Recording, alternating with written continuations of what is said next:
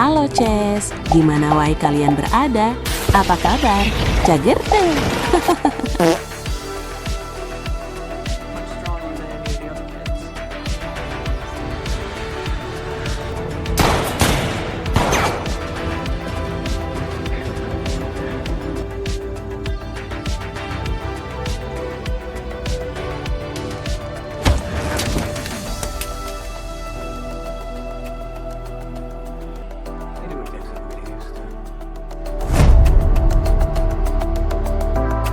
Cerita dibuka dengan seorang pria yang berjalan sambil menenteng dua koper. Koper di sebelah kiri berisi peralatan anti peledak, sedangkan koper di sebelah kanan memuat perangkat mesin waktu portable. Dari situ, diketahui bahwa pria ini adalah seorang agen penjelajah waktu yang sedang menjalankan misi untuk mencegah ledakan bom. Saat tiba di ruang mesin yang menjadi targetnya, ia tiba-tiba didatangi seorang pria misterius. Ketegangan pun memuncak hingga terjadi baku tembak singkat di antara mereka. Setelah berhasil mengusir pria tersebut, sang agen segera mengaktifkan alatnya. Namun sayangnya ia terlambat mencegah ledakan.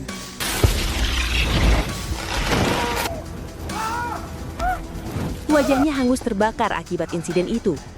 Pada saat yang sama, pria misterius tadi kembali muncul. Bukan untuk membunuh, melainkan untuk mendekatkan perangkat mesin waktu agar sang agen bisa kembali ke tempat asalnya. Beberapa hari setelah kembali ke waktu dan tempat asal, sang agen yang masih dalam masa perawatan didatangi dua petugas organisasi. Mereka datang untuk memberikan medali penghargaan atas pengorbanannya, sekaligus menyampaikan tugas terakhir sebelum ia dipensiunkan. Misi kali ini adalah melacak seorang sosiopat sekaligus teroris bernama Fitzel Bomber yang diketahui telah melakukan kejahatan besar pada era 1970-an. Sesuai namanya, Fitzel Bomber menjalankan aksinya menggunakan bom dan bahan peledak. Puncaknya, ia menewaskan sekitar 10.000 orang di kota New York pada tahun 1975. Tugas utama sang agen adalah pergi ke tahun 1975 untuk melakukan pelacakan intensif demi mencegah aksi puncak Fitzel Bomber. Karena luka bakar di wajahnya sangat parah, dokter harus melakukan operasi besar yang kemungkinan akan mengubah wajah sang agen secara drastis.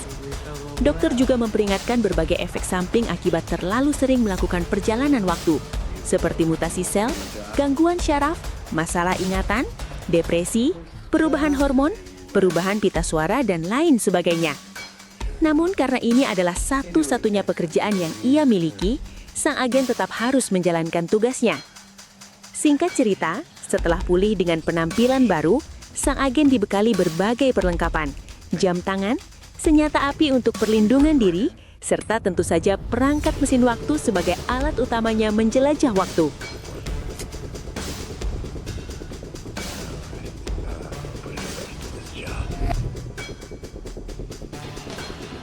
Kini ia berada pada tanggal 6 November 1970, menyamar sebagai bartender untuk mengumpulkan informasi tentang Fitzel Bomber dari para pengunjung. Namun alih-alih segera mendapatkan petunjuk, sang agen justru bertemu dengan seseorang bernama John, seorang penulis yang bukunya kebetulan baru saja ia baca belum lama ini.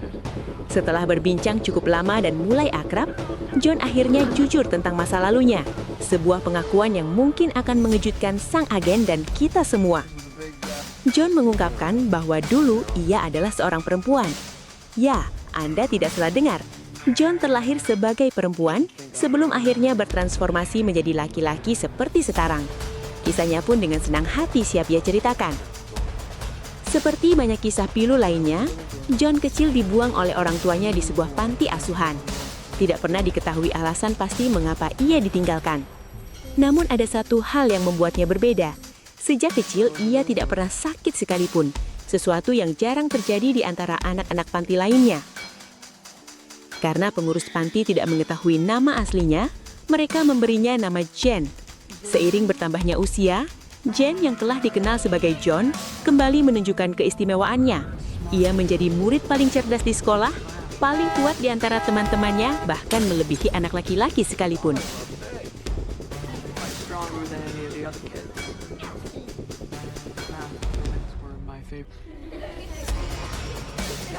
Ketika satu persatu anak Banti diadopsi, Jane justru menjadi satu-satunya dari angkatannya yang tetap tinggal di panti asuhan. Suatu hari, secara mengejutkan, datang seseorang yang ingin mengadopsinya. Bukan dari keluarga biasa, melainkan dari sebuah organisasi rahasia pemerintah. Pria itu bernama Mr. Robertson. Ia mengaku tertarik dengan kecerdasan dan ketangguhan Jane dan ingin merekrutnya menjadi bagian dari organisasi tersebut.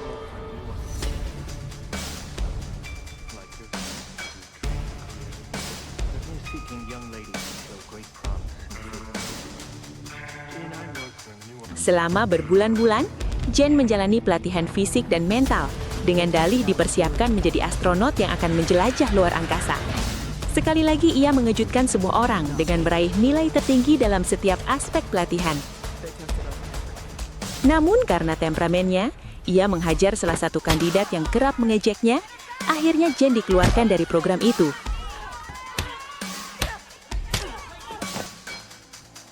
Meski begitu, Mr. Robertson berjanji akan berbicara dengan Dewan agar ia bisa diterima kembali.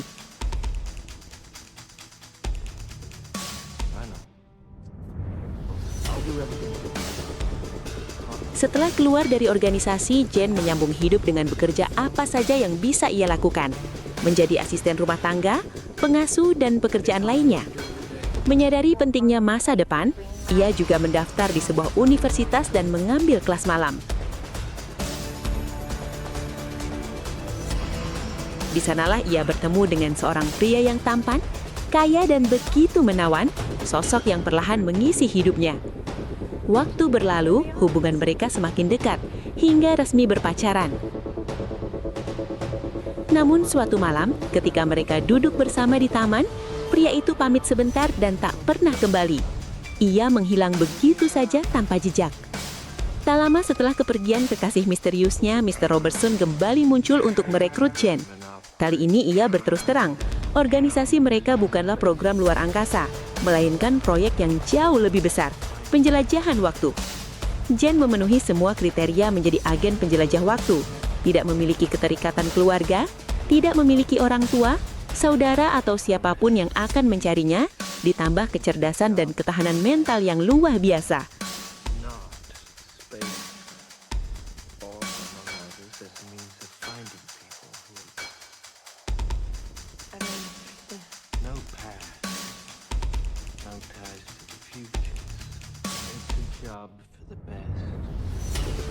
Namun tepat ketika harapan itu muncul kembali, Jane diketahui sedang hamil akibat hubungannya dengan kekasih misterius itu.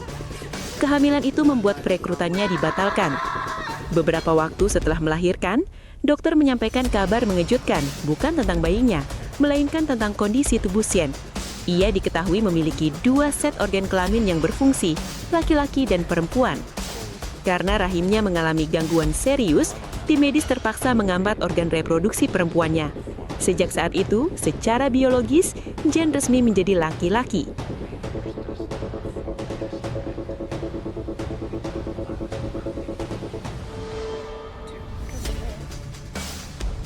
Kesialannya belum berakhir. Bayinya yang masih di ruang persalinan tiba-tiba diculik oleh seseorang yang tidak dikenal. Kehilangan itu menjadi pukulan terakhir yang menghancurkan hidupnya. Dengan semua tragedi yang menimpanya, Jane akhirnya memutuskan untuk sepenuhnya menjalani hidup sebagai laki-laki.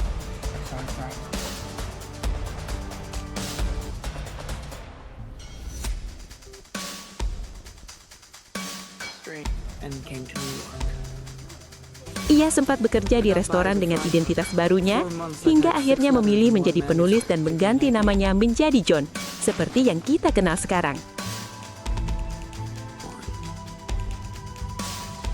Selesai mendengar kisah masa lalu John, akhirnya sang agen mengungkapkan jati dirinya sebagai penjelajah waktu. Salah satu anak buahnya, Mr. Robertson, menyadari bahwa John alias Jane memiliki potensi besar untuk menjadi penjelajah waktu seperti dirinya. Karena itu, sang agen mengajak John ke gudang untuk melihat langsung perangkat mesin waktu miliknya.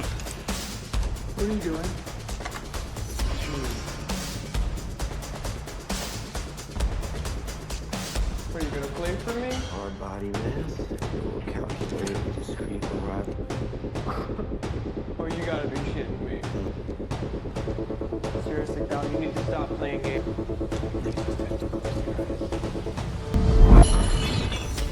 Dan ya, sang agen membawa John kembali ke tahun 1963 saat ia masih bernama Jen, berstatus perempuan dan sedang kuliah di salah satu universitas.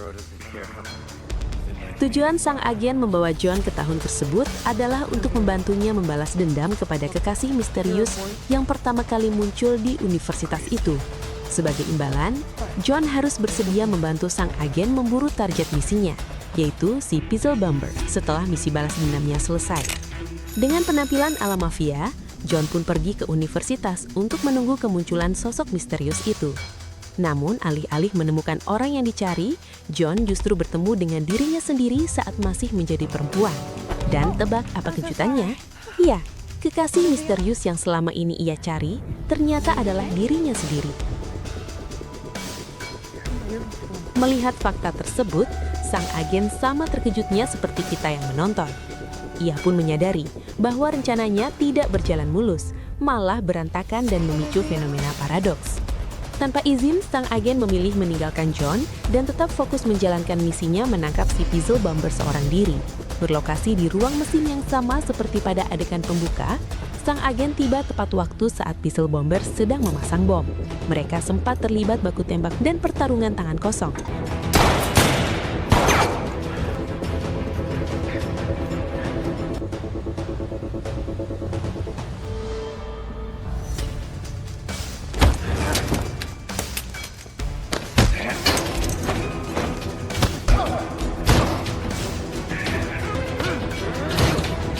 Hingga akhirnya sang agen tumbang dan pingsan selama beberapa saat. Ketika sadar, sang agen mendapati Puzzle Bomber sudah kabur entah kemana. Yang ia temukan justru dirinya sendiri dengan wajah terbakar, persis seperti di adegan pembuka. Dan ternyata, orang yang menyelamatkannya dengan mendekatkan perangkat mesin waktu tidak lain adalah dirinya sendiri. Setelah gagal menangkap Puzzle Bomber tetapi berhasil menyelamatkan nyawanya, sang agen pergi ke tahun 1964, setahun setelah John berpacaran dengan dirinya sendiri dan melahirkan bayi yang kini berada di ruang persalinan. Di sana, ia bertemu dengan Mr. Robertson. Mengetahui sang agen telah melakukan pelanggaran perjalanan waktu di luar izin organisasi yang berpotensi mengacaukan timeline, Mr. Robertson memerintahkan sang agen untuk melenyapkan bayi tersebut agar sejarah tetap utuh. Dan ya, akhirnya terungkap siapa yang menculik bayi John dari ruang persalinan. Tidak tega menghilangkan nyawa si kecil, sang agen memilih membawa bayi itu ke 20 tahun sebelumnya, tepatnya tahun 1945, lalu meninggalkannya di sebuah panti asuhan tanpa nama.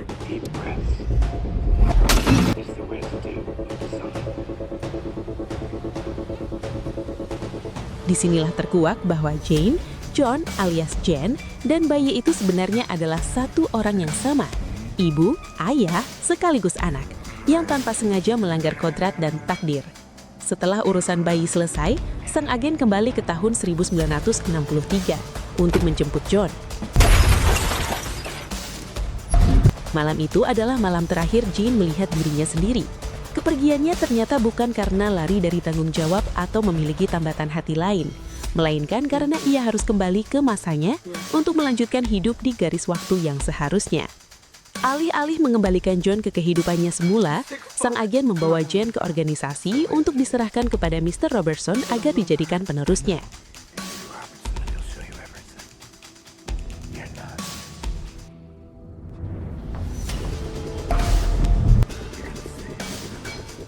Sementara itu, sang agen memilih pensiun dan pergi ke tahun 1975 untuk menikmati masa tuanya di sana.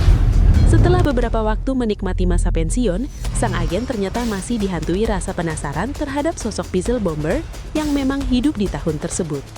Berbulan-bulan melakukan penyelidikan mandiri di luar organisasi, ia akhirnya secara mengejutkan menemukan lokasi Puzzle Bomber dan langsung menuju ke sana untuk melihat wujud aslinya.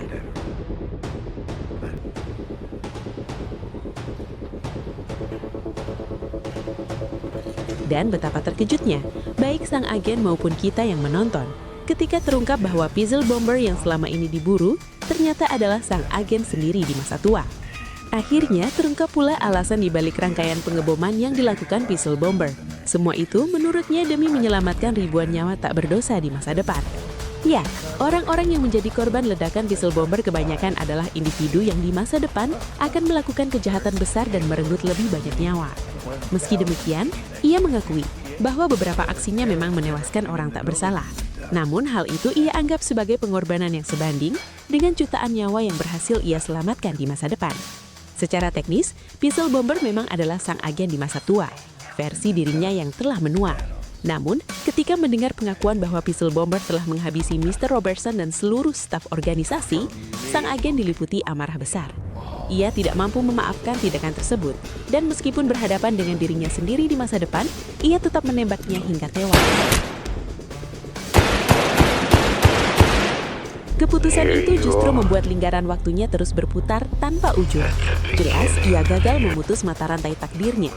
Tapi jangan dulu beranjak, karena kejutan sebenarnya ada di sini. Ingat saat dokter organisasi memperingatkan sang agen tentang efek samping perjalanan waktu yang terlalu sering? Iya, salah satunya adalah gangguan ingatan. Disinilah letak kejutannya. Sang agen ternyata adalah John, Jen, sang bayi, dan tentu saja Pixel Bomber itu sendiri. Akibat gangguan ingatan, ia tidak lagi mengingat masa lalunya secara utuh, bahkan tidak mampu mengenali wajahnya sendiri di masa lampau.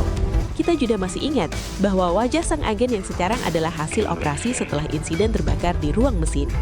Ironisnya, hampir semua peristiwa dan konflik yang terjadi ternyata merupakan ulah sang agen sendiri. Bahkan, sekitar 90% karakter yang muncul sepanjang cerita sebenarnya adalah orang yang sama dalam fase waktu yang berbeda. Terakhir, masih ada satu pertanyaan besar mengenai sosok Mr. Robertson yang muncul dan menghilang secara misterius. Mungkinkah dia juga orang yang sama dengan mereka semua? Tamat! Ending yang benar-benar melawan kodrat ilahi.